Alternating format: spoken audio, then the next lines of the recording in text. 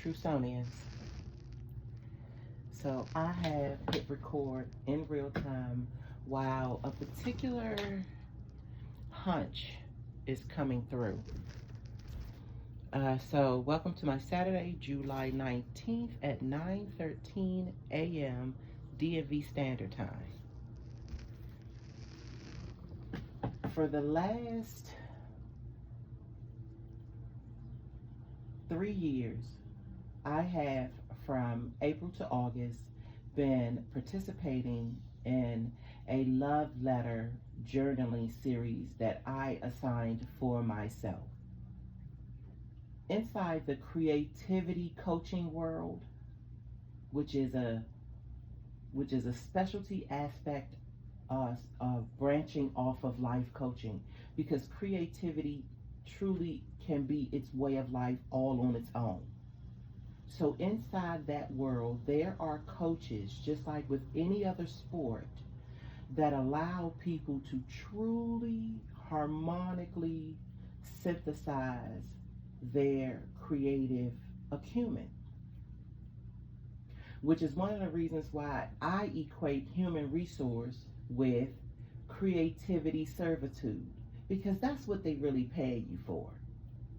Let's be honest. Even if it's super labor intensive, all the way up to that which is considered intellectual property. And to really bring it in with true clarity of what I mean, the living example was Thomas Edison with his bam ass and all of the creativity that he siphoned through the patent and trademark mill. there was a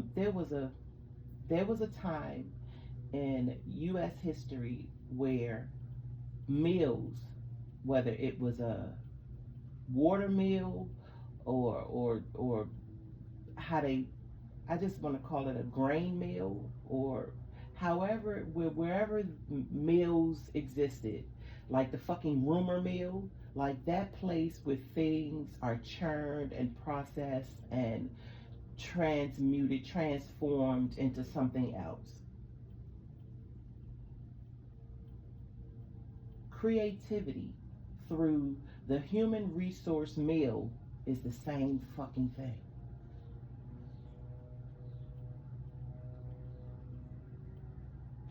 Just researching Thomas Edison is the same way I feel about all this shit that's going on with the diddler right now. He's just one, connected to many. It's not standalone. There was no way in the world either one of them could have gotten away with what they've gotten away with if there were not systems in place to support these type of Bama ass shenanigans. So that got me to thinking, what if the Underground Railroad hired the Lincoln Lawyer? Netflix, The Lincoln Lawyer, I love that series. Like, it is hard for me to latch on to mainstream anything, let alone mainstream media, entertainment-esque shit. I don't really, yeah. But I have my moments. And when I really like something, I get excited because they so lame with the way they do shit these days. But the Lincoln Lawyer series, it's beautiful on all levels, and it's such a wholesome. It doesn't really cheat the realness of the possibility inside of stories when they're being told. The audio visuals are beautiful. What if the Underground Railroad hired the Lincoln Lawyer? And so, if you would, go and look at the trailer for this series and switch the players. And the Lincoln Lawyer is the archetype by which I believe that this moment in time is calling for. This is the clarion call for what I believe is a strong Rubicon for what we're dealing with right now. That type of brave-heartedness is what we need right now. That type of investigative acumen is what we need right now. And it really is not about the spin-off Magna Carta that USA tried to pull off and fucked up royally, because they are royal wannabes and subjected everybody, strong-armed everybody into this shit, and then went around the globe kicking over everybody else's houses. And I believe that the constituents of the USA are now sitting fucking ducks. And then they still want to do all this performance instead of getting real with those lives that stand to hurt the most. Because we literally are the society that bullies every other society. We all know what happens with bullies. USA still fails to deal with its in-house bullies. They actually glorify this shit. So it's not even like they are in turmoil or they tussling with the fact that they are the fucking global bullies. And I believe, in my opinion,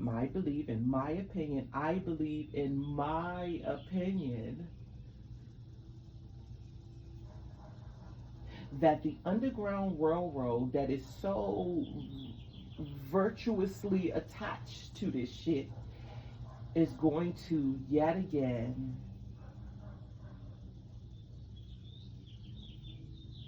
unwillingly, unwittingly be participating in yet another trauma bond with the USA. And so I have yet taken up the yes factor with jotting down what I feel this could be like.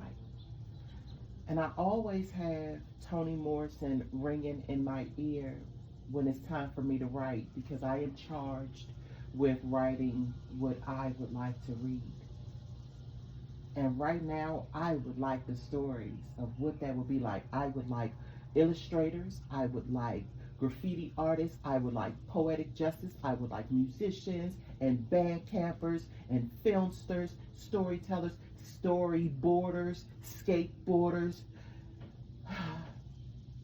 artisans, starving artists,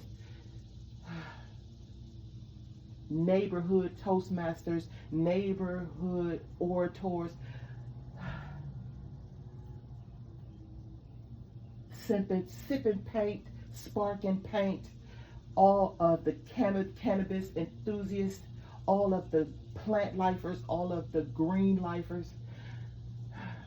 I would like for you to imagine if the Underground Railroad, and I'm talking about hired and paid the Lincoln lawyer well. We ain't about to be scraping over pennies here. The Lincoln lawyer, ooh, and also the lawyer that represented the Golden Lady. Have you all seen that yet? The Gold Lady, the Golden Lady, the Golden Lady. Because that particular lawyer inside of that particular storyline was young, but he knew his shit, and he was down on a particular opportunity because he just was not going for any old shit. And someone who had a rather particular, seemingly impossible case, and you know, to sum it up, what she said, I'm betting on you. No, I don't want nobody else. I want you. I want you to represent me. No, I'm not worried about none of that shit you got working against you. I see something in you, and even if we don't win, I want you. I want to experience this with you. Talk about the dream team. What if the Underground Railroad hired both of them? Now you gotta go tap into these stories in order for you to truly, truly get where I'm going with this, if you care to. Like I said, I am a coach inside of the creators realm.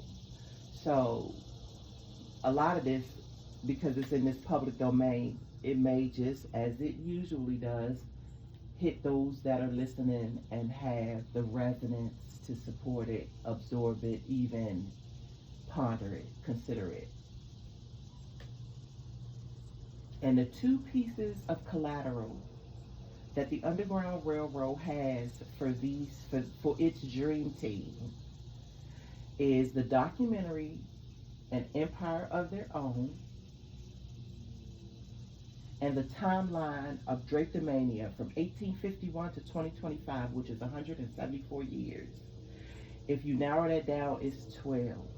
If you narrow it down even more, it's 3. And if you don't understand the significance and the symbolic oomph of the number 3, go check it out, because it's lessons and teachings and wisdom everywhere according to the number 3. And once you get it, holla if you hear me. And I don't mean put it on the internet, no, in your mind, bing, and marvel in that. Holla if you fucking hear me. And begin pouring onto the page, pour onto the board, pour onto the mural, pour onto it. And it doesn't have to be public. I don't need no fucking recognition. We are patching this thing together. I had a conversation with one of my nephews last night, and here is what I pondered when I got up this morning. We talked about stitching. And so a quilt does not exist with just one patch. Shit, a quilt don't even make a quilt with all the patches sitting there. You literally have to go through the painstaking effort to stitch it all together. And if the USA is not a grand ass patchwork, and it is time for America's ass to transform. Yeah, she needs to rise like the fucking phoenix. And out of those fucking ashes, not be afraid to say, yeah, I am a fucking bully sometimes. But the essence that makes up me,